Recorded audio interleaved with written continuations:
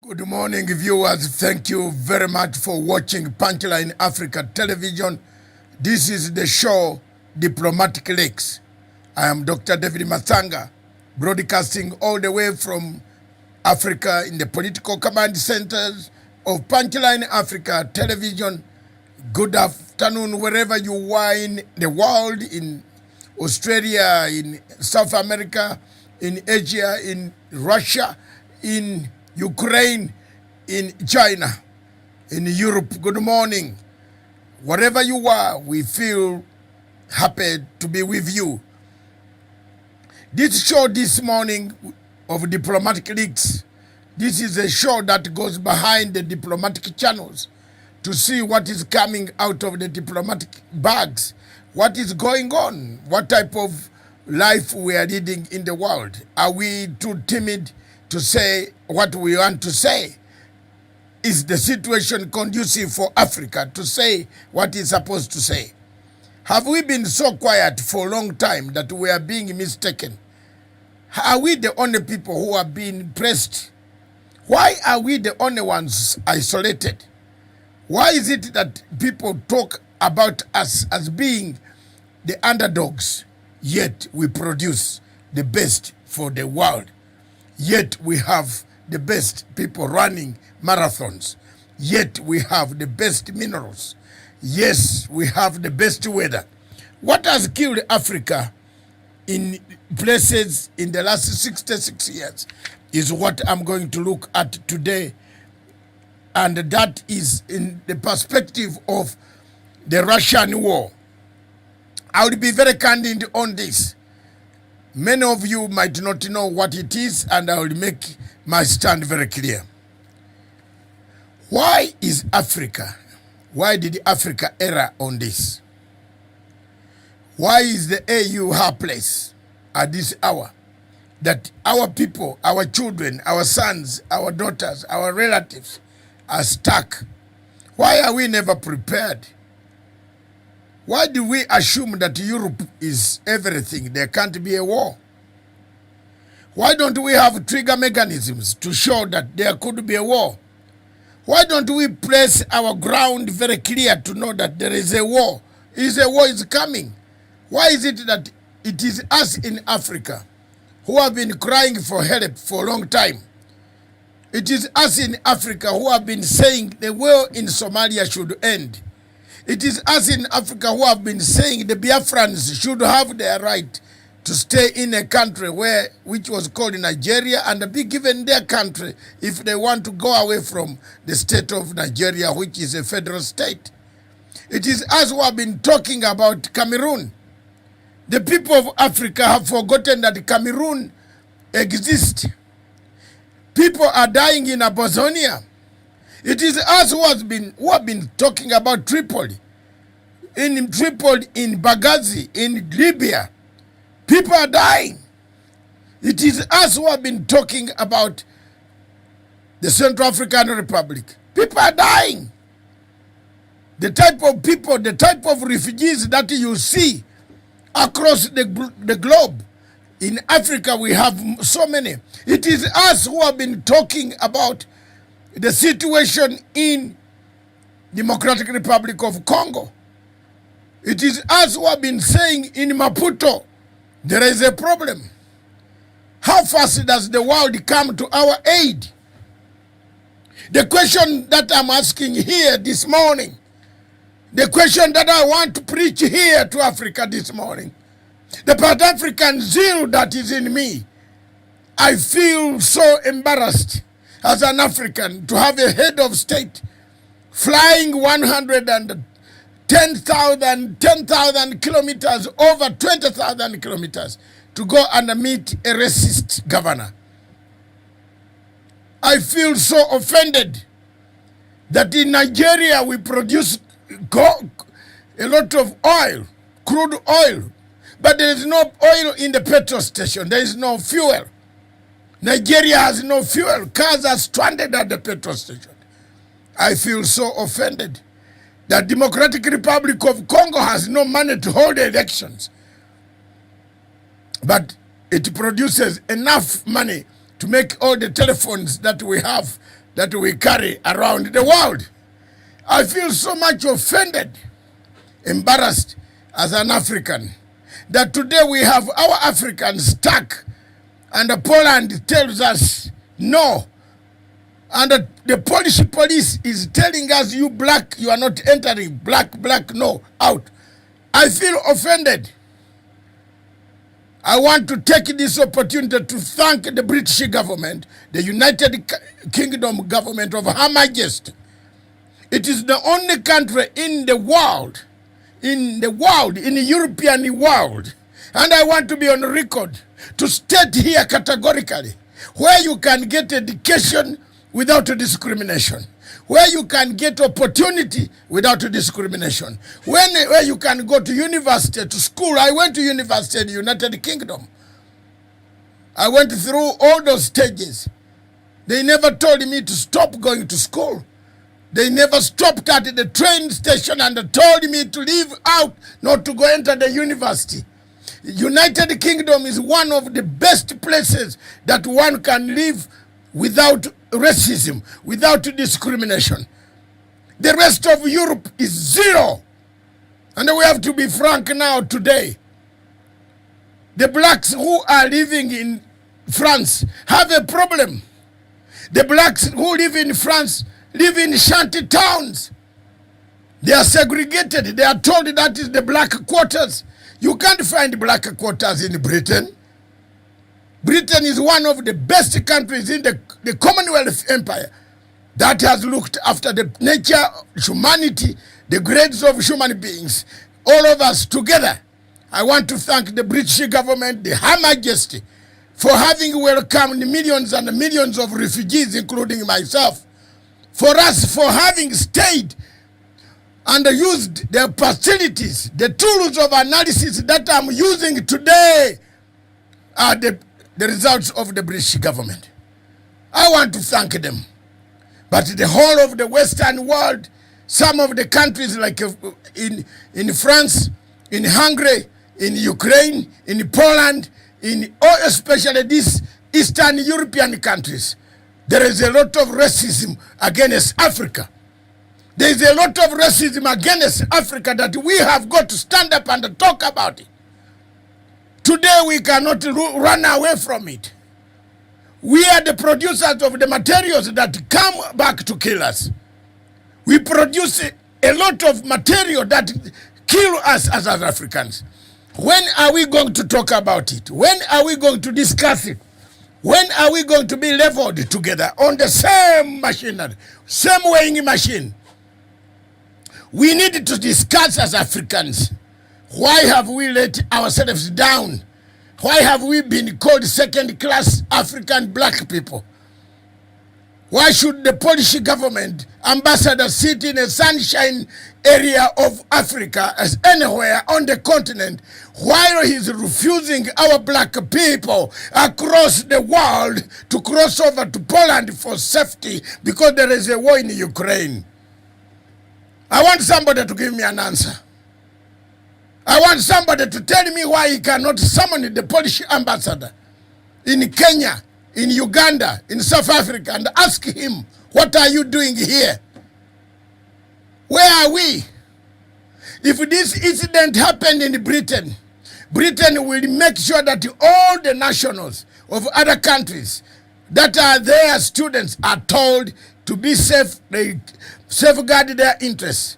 I want to thank Britain again for being the spearheader of all the humanitarian, human rights, equality of humanity. They give you opportunity. My English I speak was added on in Britain. My university was Britain. My master's degree was in Britain. My other studies of conflict and higher education was in Britain. They gave you an opportunity. A country in Europe that gives you opportunity is a country that you should call a civilized country. The countries in Eastern Europe are not civilized. We have to come up and tell the truth. We as Africans have to stand up and tell the truth. The ambassadors that you see here marauding around these places enjoying our sunshine. Some of them are not very good, especially the French. They treat Africans as second class. There is no African in Britain who is treated as a second class. No. They are treated equally before the law, before the housing, before everything. You get your housing if you have good manners, good behavior in the United Kingdom, you get whatever you want. If you have gone there with crime, you get what you want again. They don't tolerate nonsense. This is a country you have got to be proud about. But I cannot be proud about Ukraine, about Russia, about Poland, about Hungary, about France, where you are discriminated as soon as you enter the airport. As soon as you enter the airport, to present your passport, they look at it, they discriminate you. Time has come for we Africans to speak. Let's look at the war in Ukraine, between Ukraine and Russia. This evening, I am going to bring you a bombshell. And one of the bombshells that I want to bring to the people of Africa, for people of Africa to understand the war. Most of you, the diplomats who are yapping around, are not saying the truth. I want to tell you that some time back, and I've been singing about George Soros. Some of you people have not known why I talk about George Soros every day. But I want to tell you that the main cause of the Ukrainian revenge, I was talking to one of my friends who used to be a very serious analyst of the Soviet Union and the communist regimes in Central Europe. He was a professor, my professor for a long time. He told me one thing that has stuck in my brain today, which he taught me several times ago. The war between Russia and Ukraine is George Soros. I'll tell you why. I'll tell you why Russia is pounding Ukraine. Not because I'm happy, no. But if the people are not telling the truth. Russia is pounding Ukraine because its structure, the information, the knowledge, the money is George Soros' money. Hallelujah! You have gotten the truth from me today. And you can cross-check this, and you are going to see what I'm talking about. Russia is pounding Ukraine because Russia issued a warrant of arrest for Mr. George Soros for taking their money. Who started the Ukrainian revolution? Who paid for the Ukrainian revolution? The Orange Revolution of 2004, November 22nd to 23rd January 2005. Historians can go back, check the records. My colleague, my friend, an outfit of CIA man by name Dick Morris, was a member of the squad that was in Ukraine. We better learn these things, go slowly. Then you'll understand why Russia is angry and destroying. It is destroying everything because there is a warrant of arrest for Mr. George Soros sent out by Moscow. It is lying on Interpol that if you find Mr. George Soros anywhere, arrest him and bring him back to us because Russia is part of the Interpol. Yes, it is not good for you to go and kill people in Ukraine. But we must tell the world why is Russia pounding Ukraine. Russia is destroying the infrastructure that was built. The banks in Ukraine are George Soros. Most of them are George Soros banks. It is the same George Soros who is exporting revolutions on African continent. It's the James Soros who is paying opposition leaders in African countries to bring mayhem on our states in Africa. We are peaceful. Should we not talk about it? Shouldn't we talk about it as Africans? We should just condemn. Yes, we have to condemn Russia for having gone into Ukraine inhumanly and killed civilians. That's not very good. We have to condemn Poland equally for refusing our black people to accepted in Poland when there is no railway, when there is no bus, when there is no transport, when there is no sea. We have to condemn them. We have no mercy on this. We are non-aligned. I don't know why Africa went wrong. I don't know why Africa did not become non-aligned.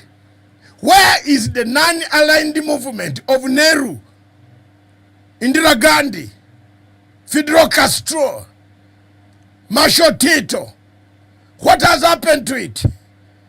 Nyerere, Nkrumah, Kaunda, Obote, Gabriel Nasser, Selassie, non-aligned movement. Dr. Mohammed Zulfikar Ali Bhutto.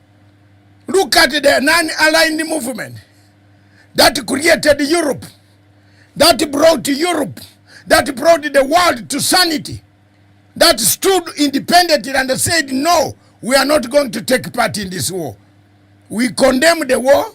You must come back to table. What has happened to Africa? Where did Africa go wrong?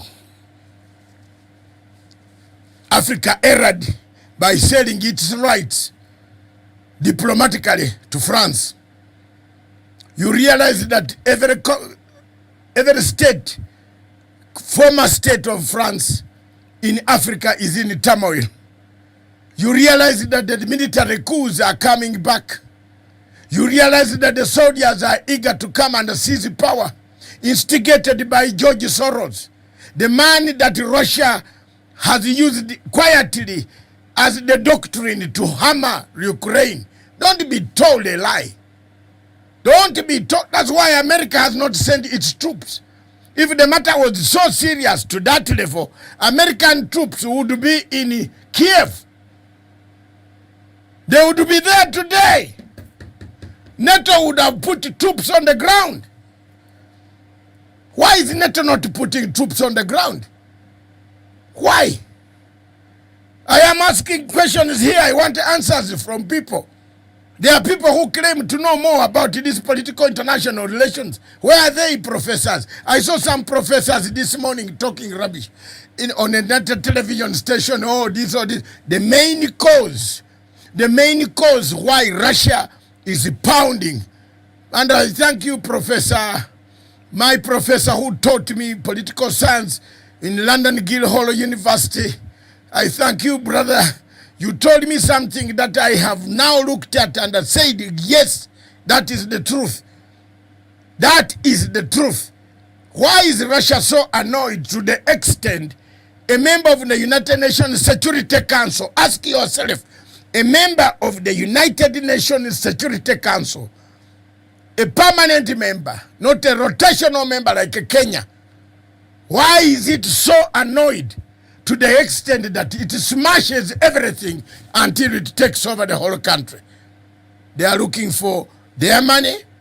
Mr. George Soros took their money, came to France and banked it in France, opened 2 banks, 3 banks.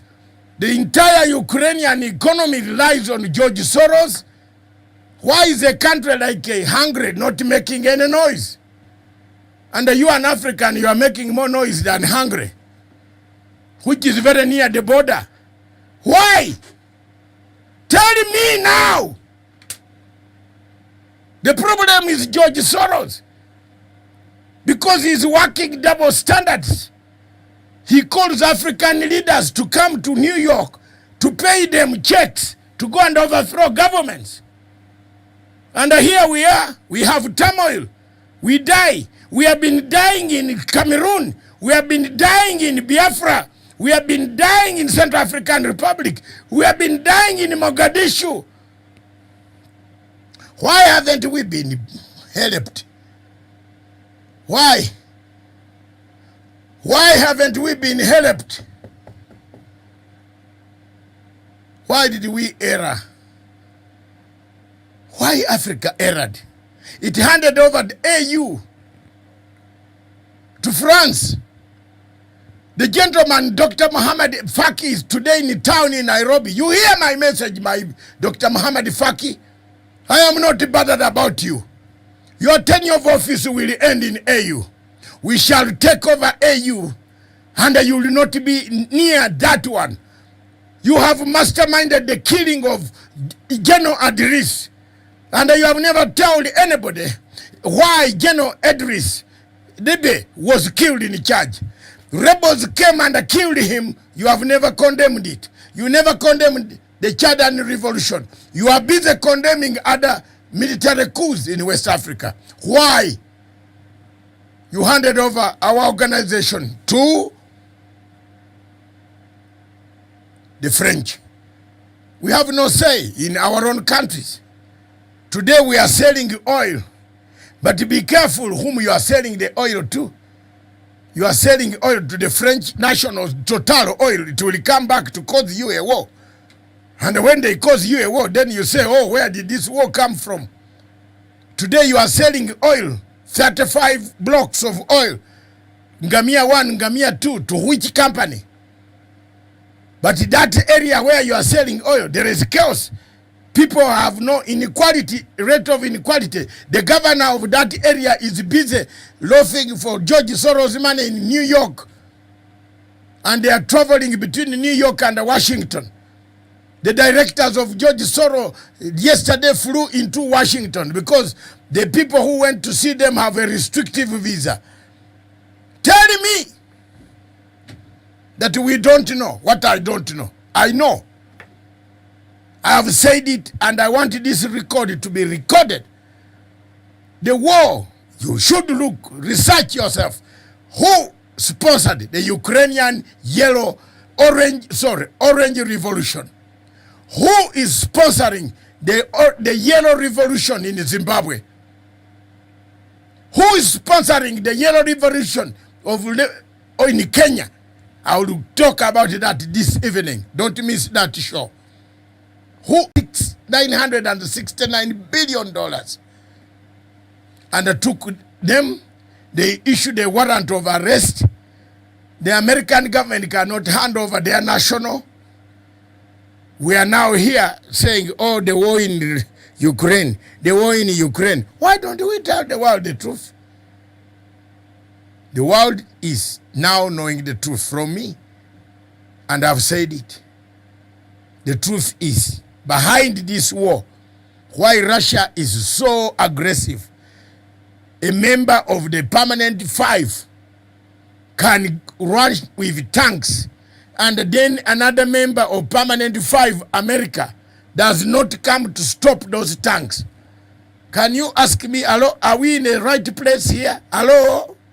Hello, my viewers across there, are you all right?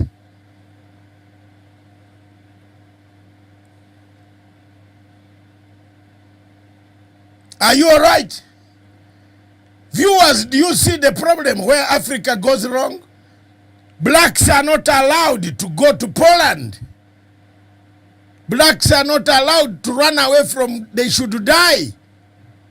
They want them to die in Poland. But the Polish ambassadors are enjoying our girls and the music and everything and the food here in all these places, countries of Africa. Our brothers who are stuck in Poland, what do we do with them? How do we bring them back home? Time has come for us to think as Africans. Why did we err? Where did we go wrong? We supply materials to the rest of Africa, which is not our war. Why should we fight a war which is not our war? Why should Israel and Palestine come to African Union in the assembly, start fighting us, fighting there when the war is not ours? Why do we allow this? We have a lot of resources. We have been so corrupt. We have corrupted ourselves. We have killed. We lie every inch. We take lies from Africa and take them to United States of America, that you are going to meet people, you withdraw pictures of a motorcade of former President Obama, turn it into a new one and say the deputy president is meeting the president in the United States of America. Why have we lied?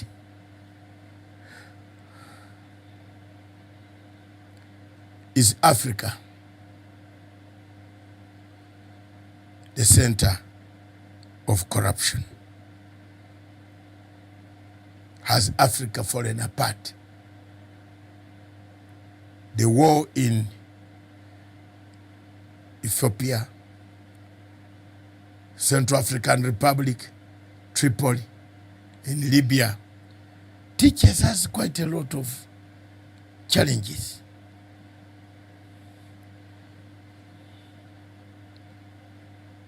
It gives us challenges. Why do we have challenges? Africa must put its house in order. Africa must change its course for us to have a better future for our generations. Thank you very much. That was my lecture. I don't know, it got cut off, but here we are. We have put our stand. Mark you. We shall have another good show this evening at 7 o'clock. There's a product dispatches about why Russia is angry with the world. George Soros took their money. It is their money that is in Ukraine. It's George Soros' money that he stole from these places and dumped it in Ukraine. That's why they are very upset. And that's why NATO cannot put troops on the ground to remove all the obstacles that are on the ground. Thank you very much. And I think I bring across just one comment from my, I think, have I today exploded too much, my dear brother? I think all I'll have to do is just to give you a pat on the back and say that you've actually done your best, and now the rest can be done now with the people who are out there who this message is intended to, Dr. Matsanga. I don't have much to add on that. Have I said it? You didn't know yourself about why the Russians? You better know why the Russians are pounding Kiev. It is their infrastructure. It is their money. They are looking for Mr. George Soros. You can go to DCI, to Mr. Kinoti, and find a warrant of arrest hanging for Mr. George Soros. It's an international warrant of arrest. And we have not given them. America has refused to hand over, and then we are here, we have a problem. And perhaps that is the same reason why even Belarus is siding with Russia, because the same problem that is happening in Russia between George Soros and Russia is with the same problem Belarus has with George Soros again. If people were not telling you the truth, I've said it. Thank you very much. God bless you. God bless Africa all the time. Stand by Africa. This was Diplomatic Leaks. Today I've brought the real Diplomatic Leaks. I like this pen. Thank you.